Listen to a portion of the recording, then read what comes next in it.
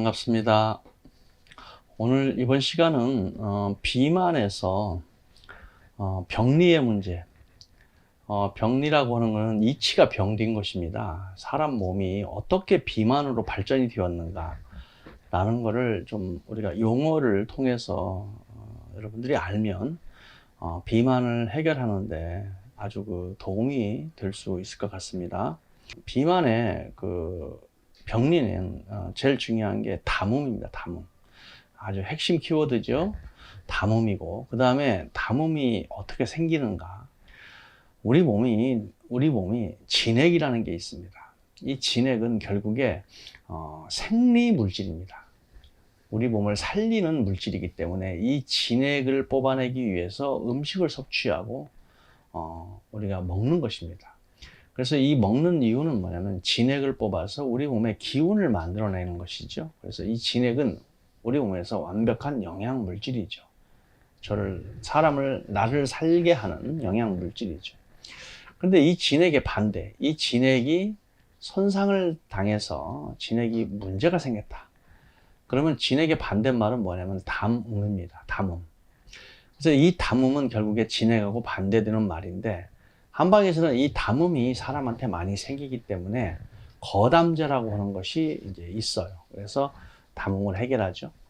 그러면 담음하고 어혈하고는 많이 다릅니다. 그래서 담음과 어혈을 구분만 할 줄 알아도 우리 비만이 얼마나 이제 문제가 심각한가에 대해서 알게 되는 것이죠. 그래서 이 담음의 특징 중에서 담이라는 말은 점도가 높은 상태로 찐득찐득한 물질을 우리가 담이라고 한방에서는 말하고요. 음은 수분이 좀 넘쳐서 많고 가수분이 많은 상태로 꿀렁꿀렁한 것을 이제 그런 물질을 우리가 이제 음이라고 그냥 용어를 표시할 수 있습니다. 그래서 담음은 우리 몸에 사람은 누구나 이 담음이라는 거는 있어요. 그래서 어린 아이는 얼굴이 깨끗하고 몸이 깨끗합니다. 그런데 나이가 들수록 담음이 많아지기 때문에 피부가 이제 거칠어지고 새카매지고 이제 때가 끼죠. 담음이 있는 사람들의 외형, 소위 증상은 어디서 생기는가? 첫 번째가 얼굴에 기름 낀 것처럼 번들번들 하신 분들이 있어요. 이런 분들이 떼낀 것 같은 분들, 특히 이 다크서클이 많으신 분들, 그 다음에 와잠, 눈 밑에 와잠이 붓는 분들, 누에가, 누울 와자에 누에 잠자입니다. 그래서 누에가 누워있는 것 같은, 여기가 볼록하게 부어있는 분들이 되게 담음이 있다고 한방에서는 얘기를 합니다. 어혈이 많으면 다크서클이 생기고 와잠이 부으면 약간 붓는 거죠. 그래서 이 담음이 섞여 있는 것이죠. 이런 분들이 이제 이런 특징이 있고, 그다음 두 번째가 뭐냐, 기육이라는 것은 살입니다. 살. 우리 몸에 살에 기름때가 많이 나와요. 분비물이 많이 나온다, 이런 뜻입니다. 그 다음에 세 번째, 오랜 병으로, 구병이죠. 구병. 오랜 병이 있거나 지병이 있어서, 그런데 병은 있는데 몸이 안 마르는 분들이 있어요. 그런 분들은 담음이 많아서 약간 부은 듯한 모습으로 보입니다. 중풍 환자들한테도 그런 게 많이 보이죠. 그래서 몸이 마르지 않고 오랜 지병이 있는데 약간 뚱뚱해 보이는 분들이 담음이 많고요. 네 번째가 뭐냐면 대변이 끈적끈적하고 분비물이 다면, 찌꺼기가 끈적끈적한 찌꺼기, 다면 같은 것이 많이 생기는 분들이 담음이 있다, 이렇게 얘기를 합니다. 그 다음에 다섯 번째가 이제 장후지당. 여기서 장이라는 것은 손바닥 장자입니다. 손바닥이 저도 좀 두꺼운 편인데 손바닥이 두껍고, 그 다음에 손가락이 짧은 분들, 손가락이 좀 저도 짧죠. 이런 분들이 되게 담음이 많다고 이렇게 말합니다. 손바닥이 두툼하고 손가락이 짧은 분들이 이제 담음이 많다, 이렇게 말을 하고요. 그 다음에 기수라는 건 뭐냐면 몸에 진액이 부족해서 자꾸 자려고 하는 분들, 한마디로 영양이 부족한 거죠. 그래서 피곤을 잘 느끼고 이런 분들이 이제 담음이 많다, 이런 것이고, 그 다음에 일곱 번째가 이제 자주 어지럽다, 또는 진수음이라는 게 있는데, 진수음은 이제 뱃속에서 꿀렁꿀렁 소리 나는 거, 꼬르륵 꼬르륵 소리가 자주 나는 분들, 그 다음에 설사 이런 것이 잦은 분들, 이런 분들이 담음이 많다, 이렇게 말을 합니다. 이것이 바로 담음이 가지고 있는 몸의 특징입니다. 그러면 담음은 어떻게 생기는가? 도대체 담음이 왜 생기는가? 우리 한방에서는 십병구담이라고 해서 말 그대로 모든 병 중에 10가지 병 중에 9가지가 다 담으로 인해서 병이 생긴다, 이렇게 말하는 것이죠. 그렇게 우리 몸 안에 담음은 아주 나쁜 물질인데, 병리물질이죠. 병리물질. 그래서 이 병리물질은 왜 생기는가? 바로 비장. 비장은 섭생을 하는 곳이죠. 우리 몸의 인풋을 하는 기관입니다. 그 다음에 콩팥, 신장입니다.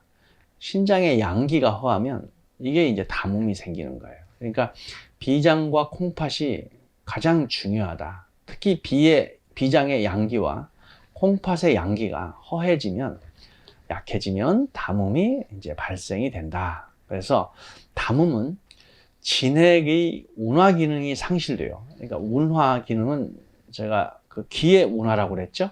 진핵이 운화 기능이 상실되면 진핵이 체내에서 머무르게 됩니다. 머물러서 정체되면 이것이 약간 썩는 것처럼 변질이 되죠. 이 변질된 물질을 우리가 이제 담음이라고 한다. 그래서 이걸 병리 물질이라고 말하는 것이죠. 그래서 이 병리 물질이 생기는 데가 비장, 콩팥, 그 다음에 폐도 이제 그 담음이 생기는 원인이 되는 것입니다.